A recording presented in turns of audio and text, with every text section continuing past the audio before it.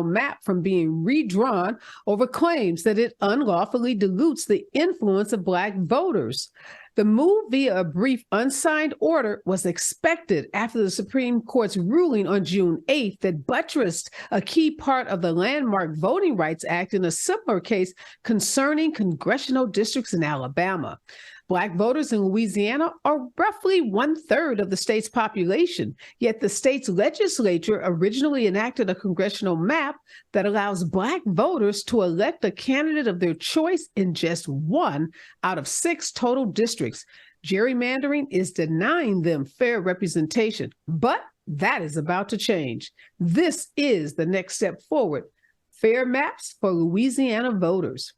There was a brief rebellion in Russia on Saturday. The leader of a powerful mercenary group sent his troops marching towards Moscow, seizing a major military base and key installations along the way. Tensions between the mercenary boss and Russia's military leaders have been building for months over decisions about the war in the Ukraine. The troops turned around after a deal was brokered by Belarus, but this was a stunning challenge to President Vladimir Putin's authority and, according to some, could weaken him forever. The Kremlin scrambled today to project control after this dramatic armed rebellion over the weekend posed the biggest challenge to Russian President Vladimir Putin in more than 20 years of his rule. This year, murders have fallen more than 12% in major cities, after almost having fallen slightly last year. The murder rate is still about 10% higher than it was in 2019, but at least the trend is going in the right direction. The declines are a sign that at least 2 of the issues that likely contributed to the murder spike, that is, COVID and the fallout from George Floyd's murder, are receding. The Coast Guard opened an investigation into the deadly sub accident. The submersible imploded last week during an expedition to the Titanic wreck in the North Atlantic, killing all 5 passengers. Investigators are looking into the cause of the implosion, and the findings could lead to new diving regulations or possible criminal charges. Expect a busy week from the Supreme Court. It's wrapping up its term for the summer and still needs to release decisions on many big cases, including affirmative action and President Biden's student loan program. Justices handed down a ruling on immigration today that allows the White House to continue setting deportation priorities. The next big decision day is tomorrow, and we on Areva Martin in Real Time will be on Supreme Court watch and will bring you the latest in those big decisions. Well, President Biden is set to announce more than $42 billion to expand high-speed internet access nationwide, commencing the federal push to help an estimated 8.5 million families and small businesses finally take advantage of modern-day connectivity. The president will give a speech in Chicago on Wednesday on his economic philosophy, which his aides are calling Bidenomics. In a speech this Saturday, marking the anniversary of the Supreme Court's reversal of Roe v. Wade, Vice President Kamala Harris condemned conservative justices for creating a healthcare crisis in America. Meanwhile, as Republicans continue to chip away at people's rights to end pregnancies, support for their efforts remain low. A new national NBC poll found that about 6 in 10 voters remain opposed to the Supreme Court's ruling, while only 36% approve of it. And speaking of polls, a new NBC News poll released just yesterday showed Joe Biden with a relatively narrow 49% to 45% lead over Donald Trump, which falls within the survey's margin of error and is far lower than the 10 percentage point edge Biden held in NBC's last poll before the 2020 election. This poll also shows Ron DeSantis, the governor of Florida, who is less known than Trump, somehow tied with Joe Biden, both at 47% each. Well, you are listening and watching Areva Martin in real time, and I'm your host, Areva Martin. This is your one-stop destination for today's trending news, expert analysis, and my unfiltered opinions. Today, I am joined by two of my favorite contributors. Professor Shayla Lawson is here. She is a professor at Amherst College, and she's the author of a book called This is Major. And she has a new book that she's finishing up and will be coming out soon. Can't wait to tell you more about that book project. And Gustavo Arellano is here. He's a Los Angeles Times columnist. Glad to have him back as well. And in my second hour today, this is the hour where we go behind the headlines and go deep on the stories that everyone is talking about. And today, that story is what happened in that federal courthouse in downtown Los Angeles as former Los Angeles City Council member Mark Ridley Thomas and his legal team made some pretty bold legal moves. They filed two federal motions basically asking the court to set aside the convictions against Mark Ridley Thomas and or, in the alternative, to set a new trial. Now, Mark Ridley Thomas's team argued in these motions that the prosecutors, the federal prosecutors, failed to meet their burden in the case where jurors found him guilty on the 7 counts of the 19-count conviction, or the 19-count indictment, I should say. Mark Ridley Thomas's attorneys argue that prosecutorial misconduct, insufficient evidence, and inaccurate and improper testimony by the lead FBI agent are all justifiable reasons for the court vacating the jury's verdict. Now, the defense in turn argued that there is no error here. They also argued that 99.9% of what Mark Ridley Thomas's team argued were errors that were never objected to during trial. According to the prosecutors, because they weren't objected to, they have been forfeited forever. Well, our justice correspondent, Dion Raymond, was in that packed courthouse today, and she will be here at 5 o'clock with our team of legal experts to break down what happened in the courtroom this morning and what we can expect going forward. But before I bring on my guests, here's what I'm thinking about in real time. I don't know if you saw this story, but oh man, this is a disturbing story.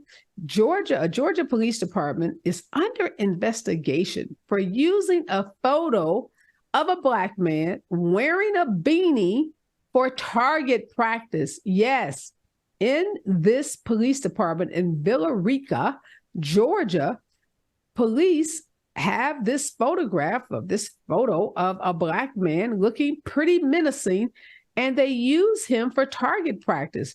Now, one of these police officers had the bright idea, and I do mean that very sarcastically, to post the photos of these Black men who are targets for their shooting practice, to post them on their Facebook page. So for the world to see them using images of a Black man as target practice during a firearms safety class.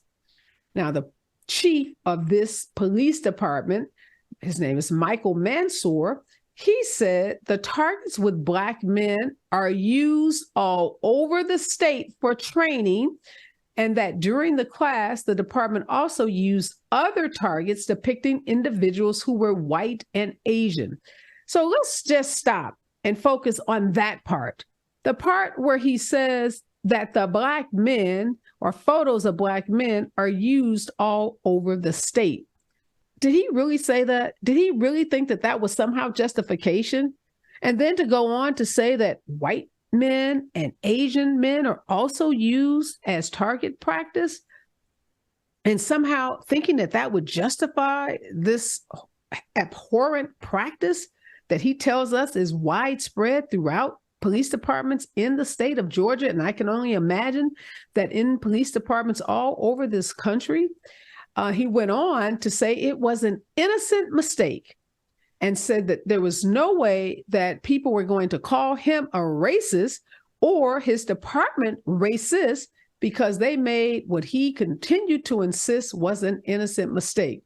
So again, let me try to make sense of this. The mistake was posting it on Facebook? Or was the mistake using the Black man in target practice to begin with? I think what he was saying is it was a mistake to post the photo of the Black man without posting photos of the white and Asian men at the same time. I just want the chief to know, dude, that ain't the mistake. The mistake is using a photo of a Black man, a photo of a white man, or a photo of an Asian man. It's only going to reinforce negative stereotypes, particularly as it relates to men of color, reinforces the stereotype that they're dangerous and that when you see them, you should be shooting them rather than de-escalating situations.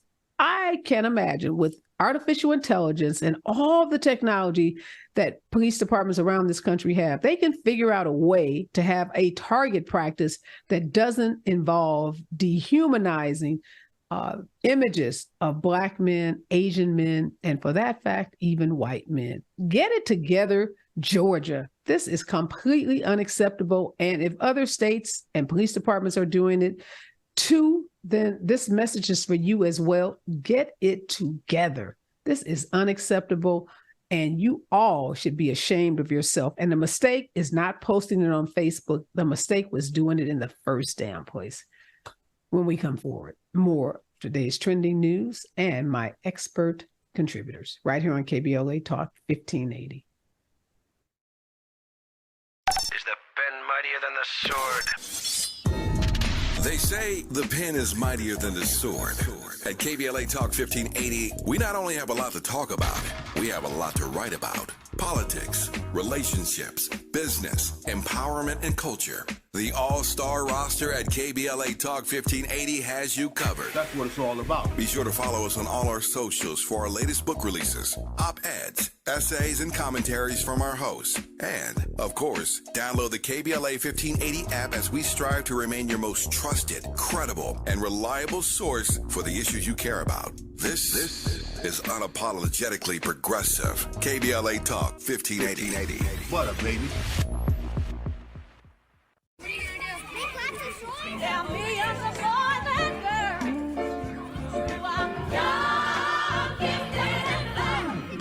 I'm young, gifted, and black. At KBLA Talk 1580, we do more than just talk. Hey there, I'm Jared Hill, president of the National Association of Black Journalists of Los Angeles, and I just want to say thank you for the benevolent $10,000 donation and scholarships for the next generation of black journalists. And I'm Haywood Galbraith, photojournalist and founder of the Minority Photojournalism Institute. Thanks, KBLA, for your generous $10,000 scholarship gift to help us train the next generation of black photojournalists. Congratulations to all the students who will benefit from the scholarship dollars raised at our Black History Month luncheon, honoring black legends in LA media. When we come forward at KBLA Talk 1580, we're bringing everybody with us. Everybody with us. Everybody with us. Everybody with us. Connection established. Access granted. In a survey conducted by the public opinion research firm Eviderus, KBLA Talk 1580 consistently emerged as the station of choice for black audiences in the Los Angeles media market and beyond. The survey also revealed that the vast majority of black audiences are concerned about the lack of black-owned media and are more likely to listen to talk radio that focuses on issues that impact the black community. For some reason, the other talk stations haven't quite figured that out. If you think about KFI, well, KFI only has like a 3% black listenership. 3%. So there's a good 97% out there to support a station like KBLA. At KBLA Talk 1580, we've got your black. Your black. Your black.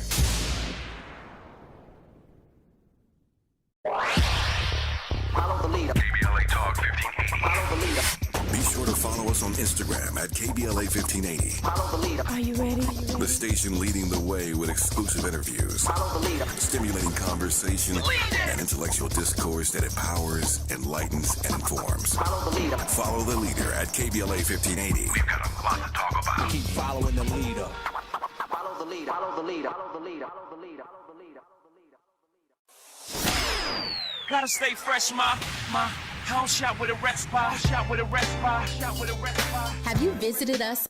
We are back, and you're listening to Areva Martin in real time, and I'm your host, Areva Martin. And we are tracking today's trending news, and we're breaking it all down for you with our expert contributors, Professor Shayla Lawson and Gustavo Arellano from the Los Angeles Times is here. We're going to work backwards with some of this news. Gustavo, let's start with this new NBC News poll released just yesterday on Sunday, showing Joe Biden and Donald Trump basically in a dead heat, although Biden is 49%, 45% is for Trump, but that's within the margin of error for this poll. And then even more surprisingly for me is the finding that DeSantis, who I would venture to say many folks in the country don't know, is tied with Joe Biden at 47%. What are you making of these poll numbers?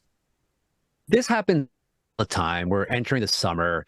People don't want to think about politics. So if you don't want to think about politics, you're not really going to care for the incumbent. So, and also at the same time with DeSantis, I'm not surprised because he has been really doing a push among conservatives to try to get his name up there. So right now, look, Biden is still in the lead. It's been a rough year. It's been a rough couple of years, but as I always, every time I go, I'm always saying what a big fan of him, and I do believe that he's going to continue. And the great thing about this is that you have so many Republicans ready to.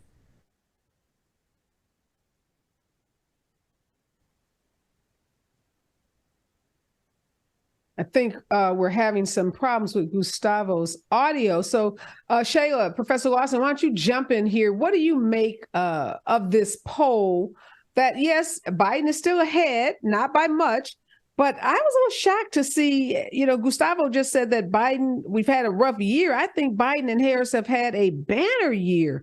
All of the announcements about resources pouring into cities that, will trickle down and make its way into the pockets of small business owners, will make it into the pockets of, middle-class Americans with all of those, the bipartisan bill, the efforts around relieving students of student loan debt. Would you expect to see these numbers to be different? I wish they were. I'm not surprised that they aren't, particularly since I am someone who grew up in a southern state, spends a lot of time in Kentucky because of the power of propaganda. So looking at the way that the country is divided, one of the reasons that Ron DeSantis has managed to build a name for himself on the political scene is because of all of the conservative legislation that he's put forth in Florida. So things that are anti-trans, anti-gay, anti-abortion, things that are propagated as being pro-family in ways that the average person who votes with the Republican Party is looking at and saying, these are the values that I want to see continued, and is not necessarily looking at the ways that that structure, that semblance of establishing value is really just a smokescreen for not having any real political agenda that actually affects the populace in any kind of beneficial way, that's going to continue to take money out of their pockets, that's going to continue to make healthcare unavailable and unaffordable, that's going to continue to create disparities in communities where there's a wealth gap. And so there is just a continued source of misinformation that's coming out of the Republicans, Republican sources, out of the Republican Party, that unfortunately a lot of people are falling into. I found the report interesting because it was a little confusing to me that somehow both Ron DeSantis and Donald Trump had the same numbers, like the math doesn't math for it to say that, but I think it also makes sense that it very much is an either or kind of situation, that people who are going to vote with the Republican Party are ready to throw their support behind either propagandist. It's not really a matter of one having a political a political value system that they're standing for. It's the idea of who has been the loudest in making the most enemies out of the rest of the country and making people afraid of what equity means. Yeah, I think you're right. I was a little confused by the survey as well. And I do tend to agree with Gustavo. So many people right now are not in the least bit thinking about what's going to happen in November of 2024. It's the summer. People are thinking about summer vacation. Kids are getting out of school. People are going to weddings. So I always question, Gustavo, who are the people that respond to these polls? I saw another article. We talked about this last week. The aging of America, saying that the average age of Americans had gone from like an average of 30 to 38. And someone broke that article and that report down and says, well, one of the things they didn't tell you is that is amongst white folks. So white America is getting older. But actually, when you look at Blacks and Latinos and Asians and minorities and people of color, that age group is actually much, much younger. And so I wonder, Gustavo, is this survey amongst those older aging white folks, baby boomers, who they said 76% of baby boomers were white. So, I mean, it really unpacked the article, unpacked that survey. So I guess when we read all of these news reports and polls, we got to unpack them. We do, and it's unfortunate that that's the way that we have to look at how demographics are being used. But typically, most of the reports that go forward in this country are related to the idea that white is still the majority. And that has, we've entered a time in this country where white as the majority is no longer an accurate representation of the direction that the country is going, nor where it is right now. And so there is a possibility that, once again, we're looking at white middle America voters. We're not looking at broader demographics. And that is something that we have to take into consideration about how the vote might be skewed at this particular moment in time. Did you know this, Professor Lawson? This is something that really caught me off guard.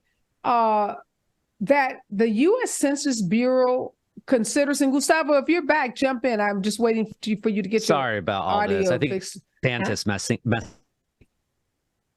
Yeah, I think we're still having problems. Maybe the production and audio team can work with you to get your sound together, because we want to make sure everybody can hear you. You have such great points. But I didn't know that the U.S. Census Bureau counts Egyptians as white. Did you know that, Professor Lawson or Gustavo? Is that something that you are? I mean, I just learned that in some research I was doing, that, the Africa, the continent is, they split it by the sub-Sahara desert, and, Northern Africans not considered to be, Africans. They're, white.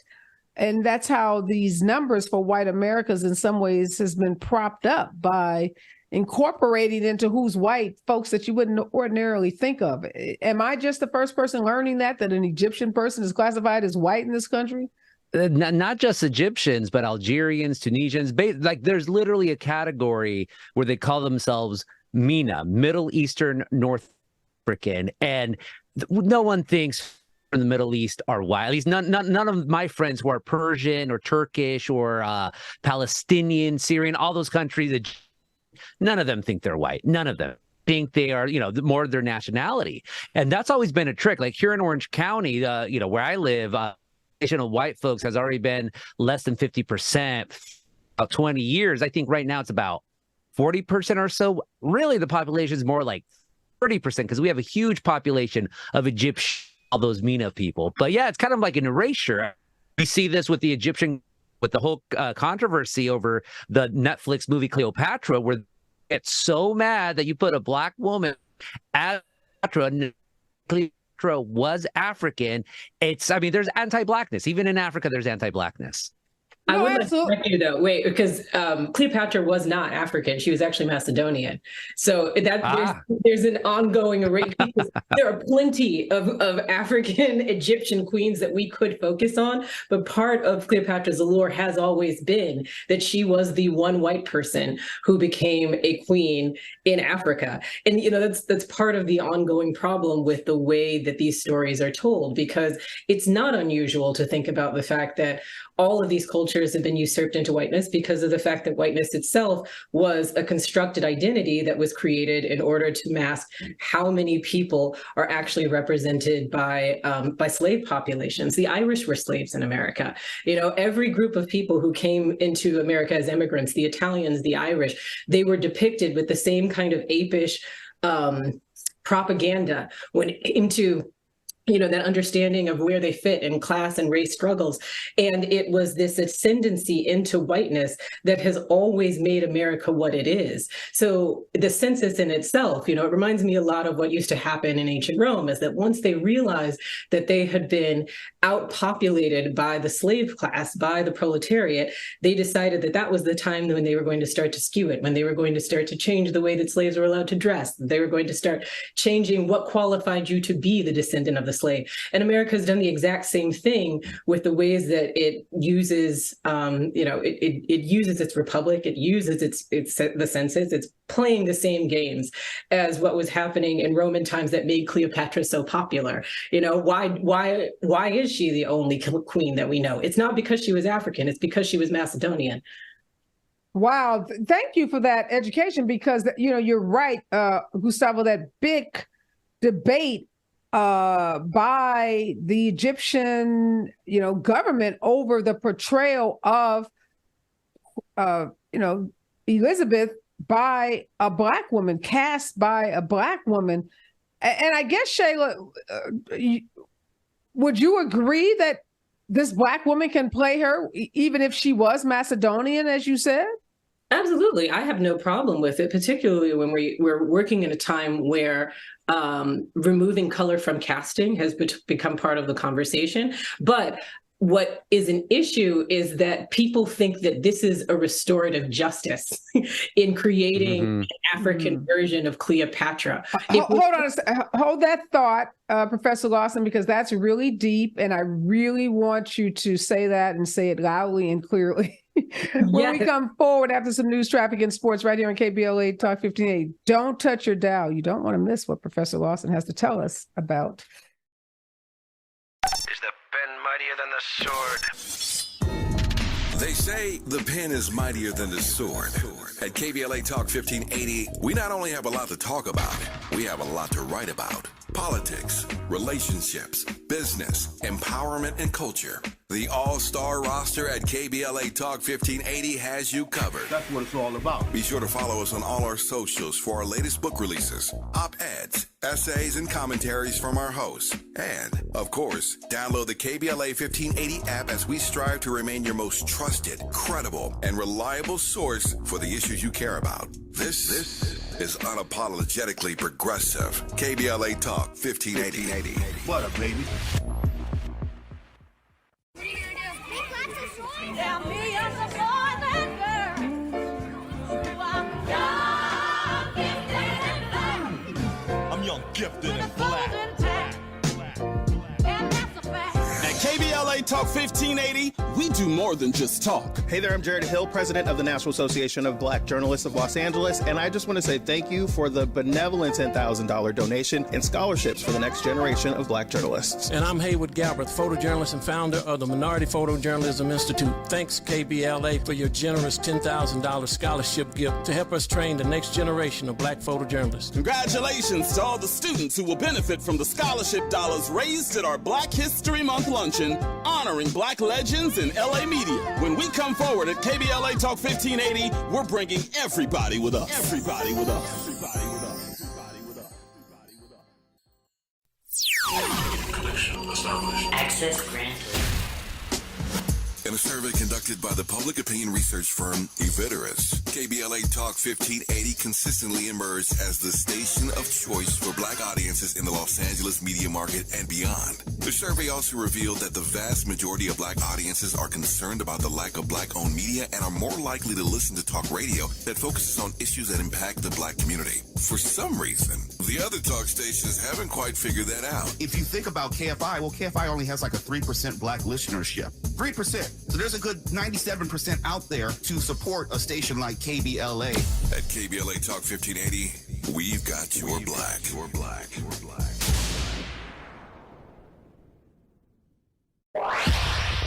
Follow the leader. KBLA Talk 1580. Follow the leader. Be sure to follow us on Instagram at KBLA 1580. Follow the leader. Are you ready? The station leading the way with exclusive interviews, Follow the leader. stimulating conversation, and intellectual discourse that empowers, enlightens, and informs. Follow the leader. Follow the leader at KBLA 1580. We've got a lot to talk about. Keep following the leader. Follow the leader. Follow the leader. Follow the leader. Follow the leader. Follow the leader. Follow the leader. Gotta stay fresh, my house shot with a rest bar, Have you visited us online for the grand opening of KBLA.store? For the best in new merch, gift ideas, books, media, and more, log on to KBLA.store. Be sure to check out our KBLA team favorites at KBLA.store today. That's KBLA.store for all the official merch on your favorite talk radio station, KBLA Talk 1580. The bounce is back.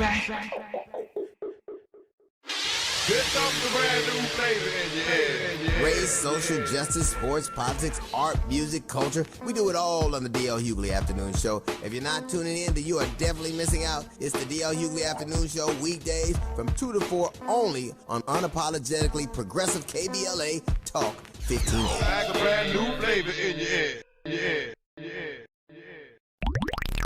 This is a rather bold pronouncement, but we think we can back it up. If you come across a radio frequency anywhere putting more variety and more diversity on the air than KBLA Talk 1580, we sure would like to hear about your discovery. You got to have vision. You can search, but we are confident that you won't find more shows covering more topics, hosted by a more diverse and inclusive lineup of talkers than the squad we have assembled here at KBLA Talk 1580. This is the time, brothers. This is the time. We've got something for everybody. That's right. Health and healing, history and humor, issues and events, empowerment and entertainment, all in one station. What's really going on? Free enterprise, you dig? KBLA Talk 1580. Yes. Oh yeah. We got a lot to talk about. King Kong ain't got on me. If you're not listening to Tavis Smiley weekday mornings on KBLA Talk 1580, you're missing out. Everybody wants to talk to Tavis. That's one reason, by the way, why I'm so thrilled to have this conversation with you today. The three people I always most hoped would interview me were Phil Donahue, Studs Terkel, and Tavis Smiley. Donahue's retired, Terkel's deceased, so this is a real thrill for me. And the reason why I have such respect for what you do is you have a historically informed conversation of depth and detail. Be sure to tune in to Tavis Smiley weekday mornings, 9 a.m. to 12 noon on your unapologetically progressive radio station, KBLA Talk 1580. KBLA Talk 1580. Is the pen mightier than the sword? They say the pen is mightier than the sword. At KBLA Talk 1580, we not only have a lot to talk about, we have a lot to write about. Politics, relationships, business, empowerment, and culture. The all-star roster at KBLA Talk 1580 has you covered. That's what it's all about. Be sure to follow us on all our socials for our latest book releases, op-eds, essays, and commentaries from our hosts. And, of course, download the KBLA 1580 app as we strive to remain your most trusted, credible, and reliable source for the issues you care about. I'm back in this hour. This is our hour where we are tracking today's trending news and breaking it all down for you with my expert contributors. Professor Shayla Lawson is here, as well as LA Times columnist Gustavo Arellano. And Professor Lawson is giving us a history lesson on Egypt and princesses and queens of Egypt, and helping us understand why this whole fight over who plays Cleopatra is not one about reparative justice. So go ahead, Professor Lawson, help us put this fight over who gets to play Cleopatra, whether it's Queen Elizabeth Taylor or this African-American actress that has been cast in the new Netflix Cleopatra docuseries. What is this all about? What's unfortunate is how far we strayed from understanding what of our history is, well, how much of our history is actually an erasure. So why we have the story of Cleopatra is heralded as one of the most important stories in history, and particularly when it comes to African history, because of it being located in Egypt. But we're looking at a time in relation to Egypt where it had already been conquered by the Romans. That's why her love interest is Mark Antony, and also his nephew, I believe. Cleopatra herself was a Macedonian immigrant. She was never a Black woman. There are dozens of African queens that we could be heralding. There's the Queen of Sheba, there's Nefertiti, there's Mama Jumbo, there are There's Queen Dido, who took her elephants all the way up through Europe. But instead, we're stuck with this story that still propagates the myth that white people are the ones that have been the heralders, the bastions of intellect and of intelligence and education and power. We are looking at, when it comes to the story of Cleopatra, it's a time when the Library of Alexandria had already been burned down. All of what we think of as the true wealth of Egypt when it comes to the pyramids and all of the mathematicians and all of the historians, all of those have been subjugated under Roman rule.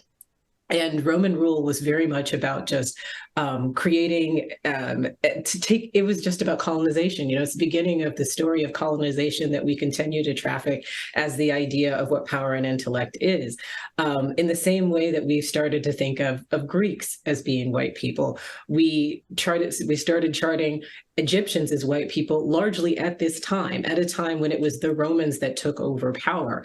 But what's funny about the story of Cleopatra is that when you look at what the actual African historians, the actual Egyptian historians were saying about her at the time, and it's even covered in Robert Greene's book, The Art of Seduction, a lot of them would talk about how ugly and how uncouth she was, because she wasn't at all, in their minds, a representation of an African queen. To them, she was just a power-hungry person who had found her way, had just kind of slept her way to the top. That was the reputation that she had at the time. And so this confusion that we have, where we think that there is a restorative justice in now seeing a Black Cleopatra, because we believe that Cleopatra, being the only Egyptian queen that most of us know by name, must have been a Black woman, is a real travesty, because it shows how far we've actually gotten from the true history, the true meaning of what our history is. And it explains a lot of the reasons why we have these conflicts over who's white and who's Black, because a lot of times we're focusing too much on the conversation of being anti-racist, but what we really need to start doing is thinking in ways that are decolonial. Like we've created these boundaries and we created these lines to say that people who live in these specific districts look a certain way and therefore are of a certain populace, when in reality, the world was far more technologically advanced when we had a lot more Black people involved and moving across the globe. I even remember when I was living in Venice, Italy, like that the church in St. Mark's Square that everybody loves to go to has a monument to the Asian, Arab, and African merchants who used to come because of the sciences that they brought through this country. But again, these are stories that get changed and trafficked in ways that now, if you go and you take a tour, they'll say, oh, those were the three wise men, they always find a way to. We like shorthand and we like sound bites in this country. And in doing that, in sound biting and shorthanding, obviously we lose a lot of the true history. But thank you for that, because we've talked a lot about that whole Cleopatra story, and I think you just put it as succinctly and as eloquently and accurately as I've heard it stated before. So really appreciate that. So we got to talk about some of this other international world news, and Gustavo, that's this rebellion in Russia on Saturday. Obviously this means that Vladimir Putin's power, according to some, is not sacrosanct, and that he can be tested and challenged. And they got pretty close to marching up to his doorsteps in Moscow. But what do you think this means for Donald Trump? I couldn't help but think about Donald Trump and how much capital, he expended supporting Putin and standing him up as such a strong leader and as being invincible. And, what was he thinking as his hero was really being threatened in a way that we haven't seen in the last 2 decades. Oh, yeah. He's still going to say, Trump's going to say that Putin still remains a strong man, that he averted civil war by appearing on television and telling the head of the mercenary army to head off to Belarus. But no, come on. Everyone, I remember hearing about this on Saturday morning thinking, what? I knew already, the war in Ukraine has just decimated Russia's army. So many people, so many soldiers have been killed. Russian soldiers have been killed. And since we're talking so much about the ancient world, we all know that empires are, strong countries, like you need a strong military in order to survive. And when you do not have a strong military, you start hiring mercenaries. And those mercenaries tend to be more motivated by, in killing and in going on to march than a conscripted army. And the moment those mercenary armies do not like what they have, they have no issue turning against you or going for the, or flipping sides and going on to the enemy. And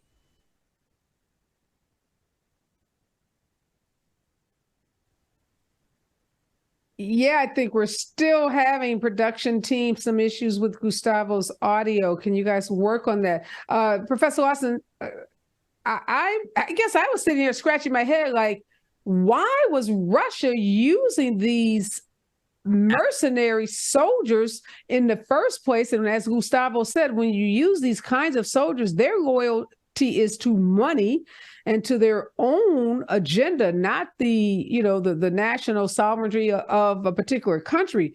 So were you at all surprised to see how far this mercenary group and its troops got to really threatening Putin's power? No, sorry, go ahead. The Wagner mercenary group were Putin's army. Putin had been using them as a de facto team that he could sell for hire to other countries, largely countries throughout West and Central Africa. It's just not something that we hear every day on the news.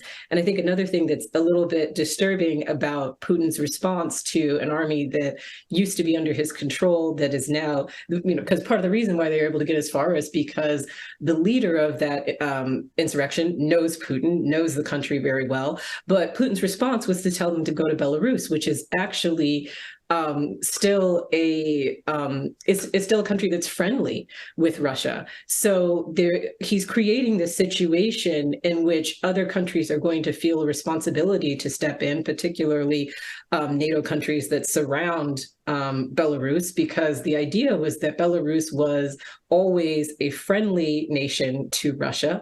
And now he is telling this mercenary army that they can have control of a country that was supposed to be politically neutral in a certain sense in this war between Russia and the Ukraine. So he's causing even more issues than what he has solved. Yeah, and clearly Putin sent out implicit message: don't stand near any windows, because I'm not certain that we've heard the last of Putin's efforts to put down this mercenary leader.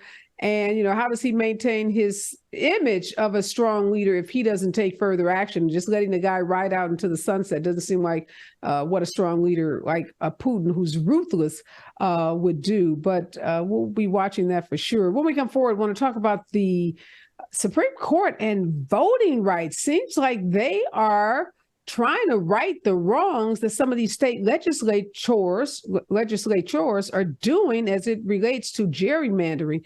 We're going to see what this means for the 2024 presidential election when we come forward on KBLA Talk 1580. Follow the leader. KBLA Talk 1580. Follow the leader. Be sure to follow us on Instagram at KBLA 1580. Follow the leader. Are you ready? The station leading the way with exclusive interviews, Follow the leader. stimulating conversation, and intellectual discourse that empowers, enlightens, and informs. Follow the leader. Follow the leader at KBLA 1580. We've got a lot to talk about. Keep following the leader. Follow the leader. Follow the leader. Follow the leader. Follow the leader. Follow the leader. Gotta stay fresh, my house shot with a rest bar, shot with a rest bar, shot with a rest bar. Have you visited us online for the grand opening of KBLA.store? For the best in new merch, gift ideas, books, media, and more, log on to KBLA.store. Be sure to check out our KBLA team favorites at KBLA.store today. That's KBLA.store for all the official merch on your favorite talk radio station, KBLA Talk 1580. The bounce is back.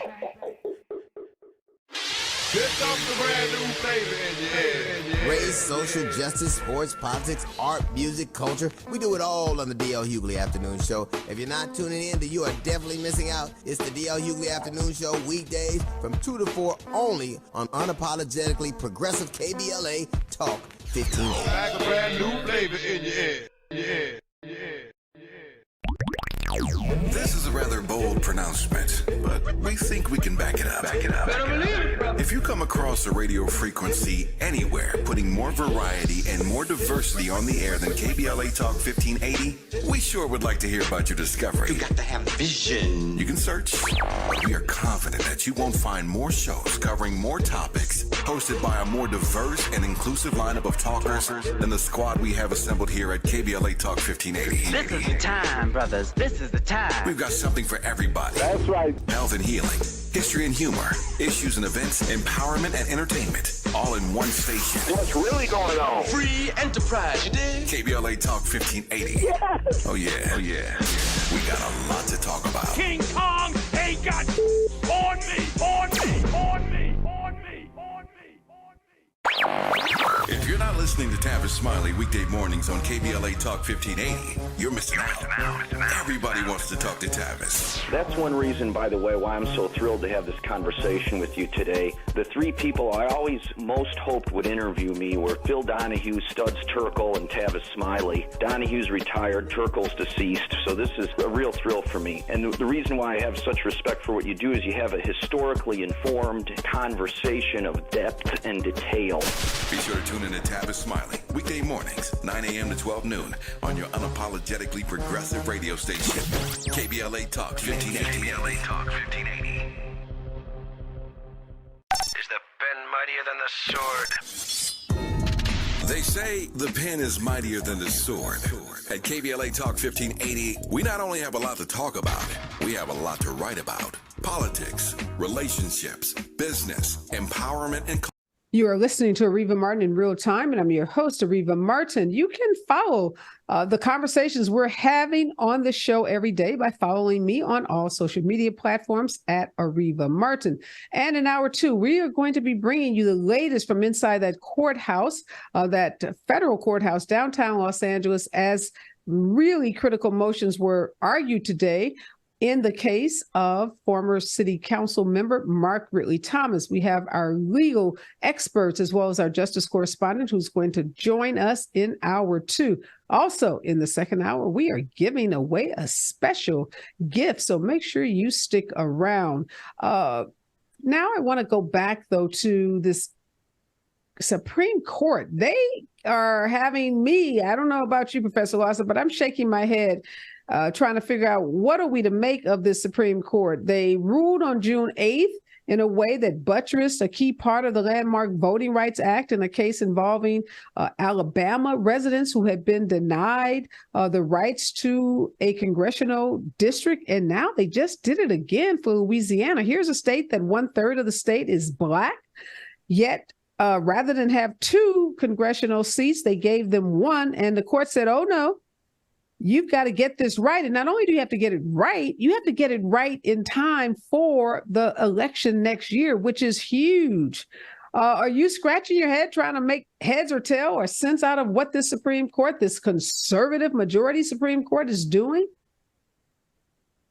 Absolutely. But I feel confusion is part of the tactics of preserving the white supremacist power structure that is implicit in a large part of our Constitution, that as long as we can divide legislative power based on districts that have greater amounts of the kinds of people who vote in conservative ways, I should say, because it's not even necessarily about whiteness. It's not just a conversation of how white power is abused. It's about the idea that white supremacy is meant to stay, and that by creating a more equitable union, we are having to look at the fact that larger and larger demographics need to be represented.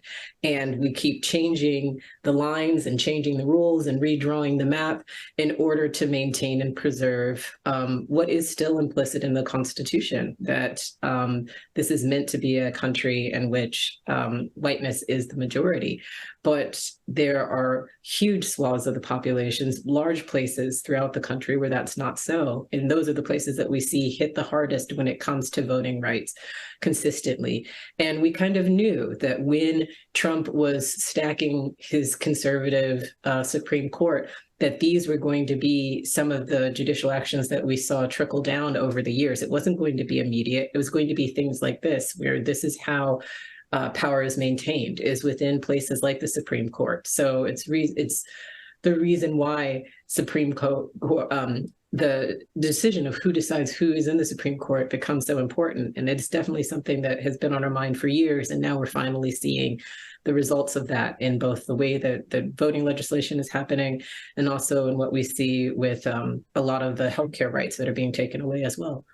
And tomorrow, we are expecting some other big decisions to come down from the Supreme Court, particularly around affirmative action and the use of affirmative action in college admissions, as well as what's going to happen to Biden's student loan debt relief program. We're going to be tracking those decisions very closely tomorrow and have some experts on hand to, again, help us understand what is going on with the Supreme Courts as they're making rulings on some of the most important aspects of all of our lives and our freedoms.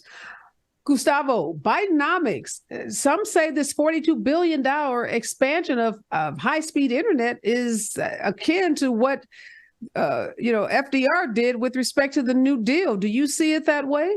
I think we're also used to having high-speed internet working or not working, as it was my case for most of this hour. But there's still many places in the United States that don't have fiber optics, that don't even have areas like every year, my wife, before the pandemic, my wife and I, we travel through Kentucky and Tennessee. And so you get some areas that have no cell phone reception at all. So in other words, you have no connection to Wi-Fi. So in very much, it is in the sense of FDR's New Deal, in the sense like, say, the Tennessee Valley Authority, Works Progress Administration, trying to get people employed, trying to really make a more equitable landscape when it comes. Back then, it was electricity. Now, if you want to compete in this world and you want to have, you want to be connected to jobs and all of that, you need to have like high-speed internet access. You can't have one of these satellite dishes or just even 50K modems. There's still parts in the United States that don't even have 56K modems. So good for Biden for being able to expand that. So, Gustavo, you said earlier, though, those poll numbers that had Biden and Trump and DeSantis kind of neck and neck, you thought was a reflection of Biden having a rough year. This expansion of high-speed internet, the bipartisan infrastructure bill, and what he's done around student loan debt, no matter what the Supreme Court does with it, he did that. No other president has done that. I would say Biden and Harris are having a bang-up year. They're having a banner year. Why do you think they're having a difficult year? No, I said a bad couple of years because we are coming out of the pandemic. We are still not in the best economy possible. And also, let's not forget his son, Hunter Biden, pleaded guilty. So there's issues that hang around Biden that I do not think should be put on him. But Biden remains standing. Biden remains, proposing these packages. In this case, hopefully it gets, it continues. And he still has that ambitious agenda, despite all the badness being thrown on him, despite all the ridicule and all that. I'm always going to be a Biden fan until he gives me a reason not to be going to be a fan. But that's not to say that he's not battered and bruised, but still standing, still defiant, and still ready to go for another 4 rounds. And I'm for it. And I think another thing to think about is just how information gets shared. So in knowing that Biden has put forth this huge push to put fiber optic cables throughout more rural regions, what we're also working against is misinformation. So the idea that how is this information going to get brought down to the common person?